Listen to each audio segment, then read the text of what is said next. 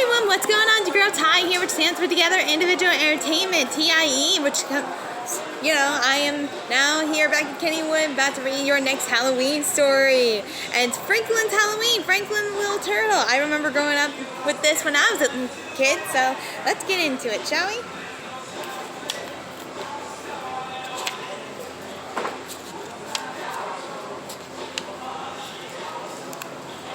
Franklin could count by twos and tie his shoes. He knew the day of the week, the months of the year, and the holiday in every season. Today was October 31st. It was Halloween. Franklin could hardly wait for tonight's costume party.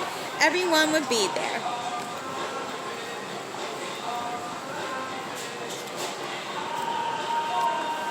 Franklin and his friends had talked about party for weeks.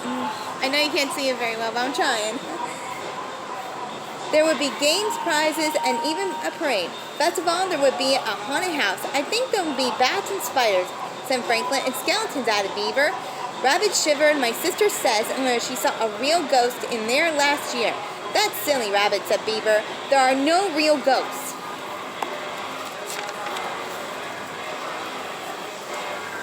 All of Franklin's friends were excited because of the costume contest. Franklin wasn't sure what he was going to wear. He tried on everything in his dressed-up trunk, but nothing seemed quite right.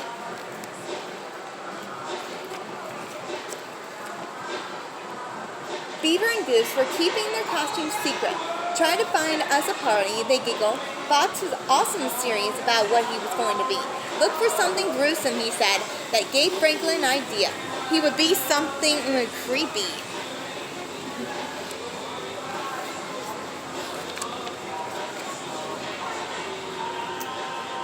It took Franklin more than an hour to make his costume. As soon as it was done, he sneaked up behind his father and tapped him on his shoulder. Trick or treat, said Franklin. Ah, gasped his father. Who are you? In his deepest, spookiest voice, Franklin answered, It's me, Franklinstein.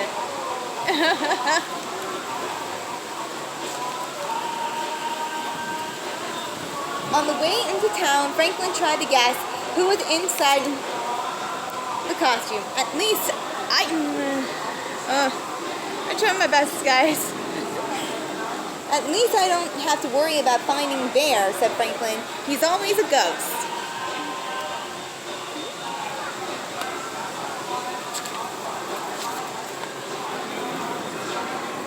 By the time Franklin and his parents arrived, the party had started. Franklin spotted a ghost, the apple bobbing, and hurried toward him. Hello, Bear, Franklin said. Woo, answered the ghost. That's good, Bear, said Franklin. You sound really scary. Franklin bobbed for an apple, then to the pumpkin toss. It was his favorite game because he always won a treat.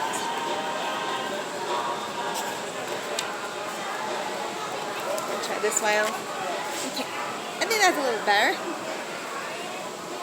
Franklin's bag was almost full by the time the judges announced the costume contest. While everyone lined up for the parade, Franklin tried to find more of his friends. He thought he recognized Beaver and Goose, but where was Fox? They marched around the building twice. Franklin made horrible monster sounds and shuffled with stiff, straight legs. He won a prize of being the best green monster.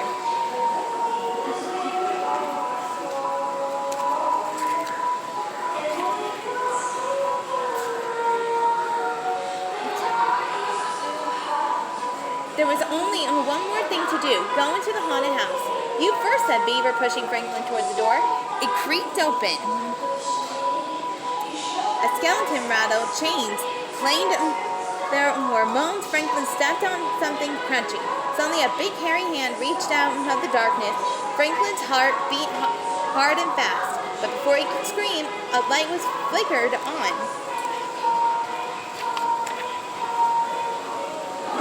Trick or treat, shouted Mr. Mole. Franklin looked around nervously. Then he laughed. That hairy hand was only Mr. Mole's mop. Here's a treat for braving the haunted house, said Mr. Mole. A ghost came before you. He got so scary he flew away. But Bear can't fly, said Franklin. It wasn't Bear, explained Mr. Mole. Bear is homesick with a nasty cold. Franklin shuddered. If Bear wasn't the ghost, then who was? He ran back to his friends. who were waiting in line for the haunted house.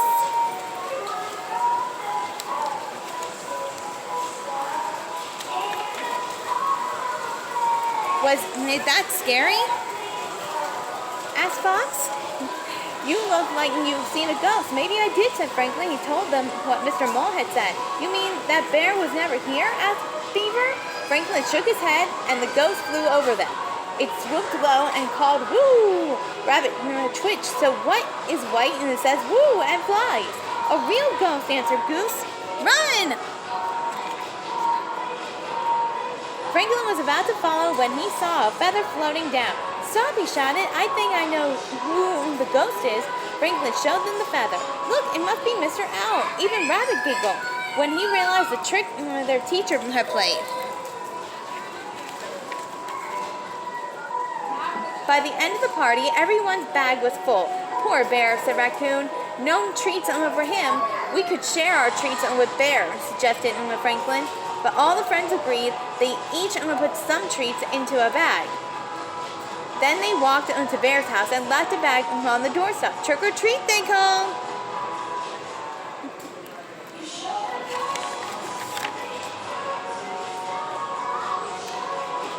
On the way home, Franklin looked into the treat bag. Goodness, said his mother, you have enough there to last until next Halloween.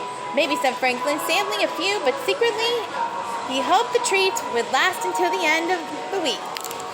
Alright, so that was Franklin's Halloween for our story of our spectacular countdown, everyone. Alright, so I hope all of you enjoyed this. I cannot wait to get into our next story tomorrow or anything. So in the meantime, this is Ty saying, Happy Halloween! Bye!